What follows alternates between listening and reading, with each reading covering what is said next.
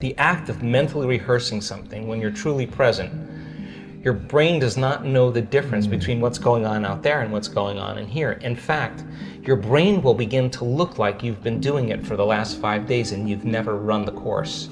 So now your brain is no longer a record of the past, because typically it is. Now it's a map to the future. So now you're priming your brain.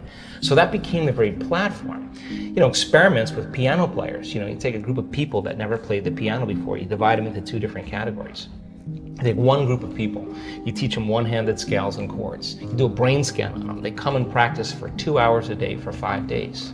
At the end of 5 days, if you rescan the brain, they grow new circuits on the opposite side of the brain. Nothing magical there. You learn something new. Learning's making new connections.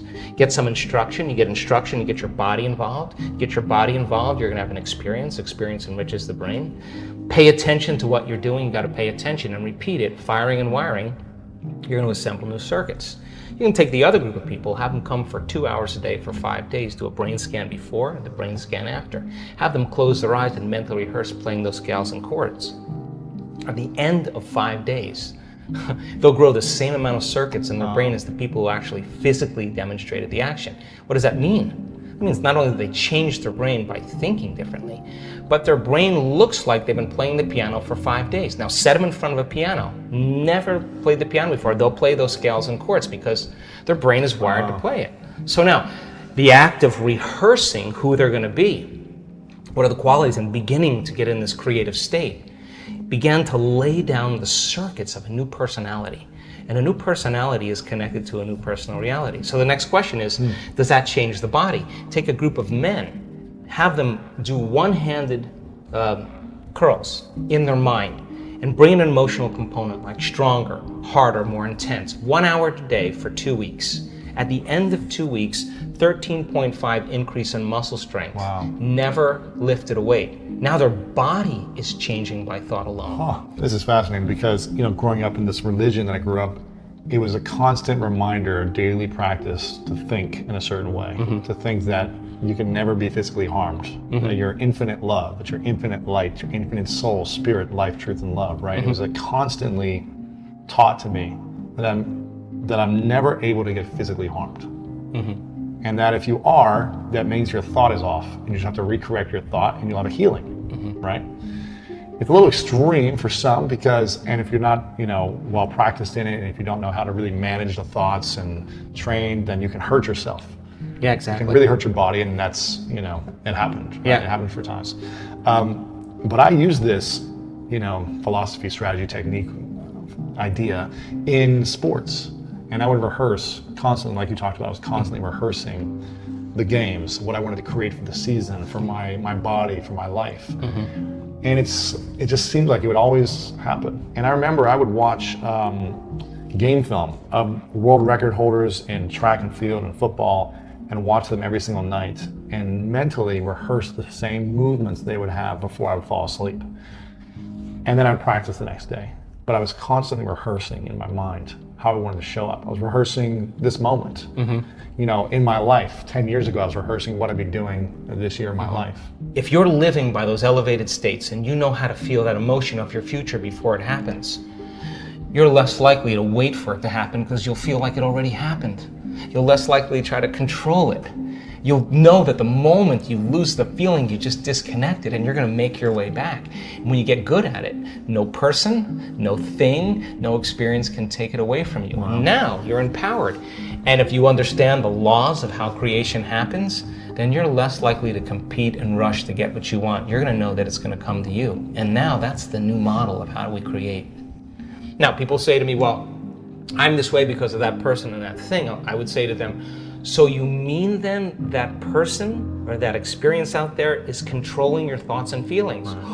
That means you're a victim to your environment. But when you start changing your thoughts and feelings and it starts to produce an effect in your environment, you're going to change the belief that you're a victim, consciously or subconsciously, of your life to becoming more of a creator of your life. And now all of a sudden you become more a creator of your life, you can't blame anybody. You can't say, well, that person or that thing. You'd have to say, I got to be greater than that environmental condition. Who in history can I study that had the same challenges? What did they do? Let me just work that into my rehearsal. so that I can improve, right? Just like you've done with sports, it's the same process. Yeah. When do you experience the most love? Ooh. Personally. Yeah, that's a great question. So it turns out that the signature of the quantum field is greater and greater degrees of oneness and wholeness, right? So think about it. When we live in stress, we live in separation, right? Because our senses fool us into believing you're there and I'm here, and everybody is separate from us, and everything is separate from us. That's 3D reality, right?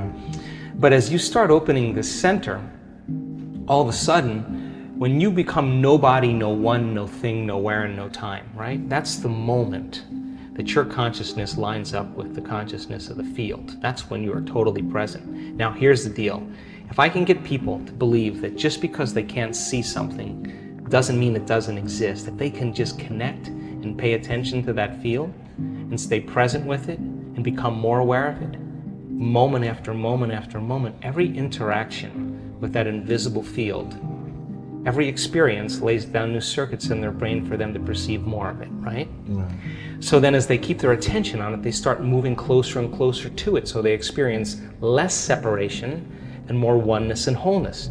So then when that happens, there's a cascade of all kinds of physical and chemical and energetic things that begin to happen. So for me, the best way that I can describe that field is intelligent love.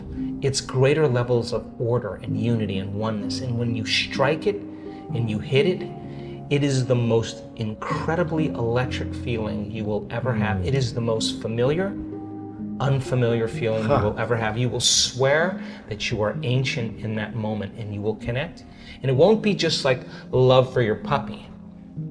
You will feel it in every single cell of your body. And I mean like a vibration, a coherence where your body becomes electric. And the only way we can describe that is love. You taste that one time. You want it all the time. Oh, well, here's what I say.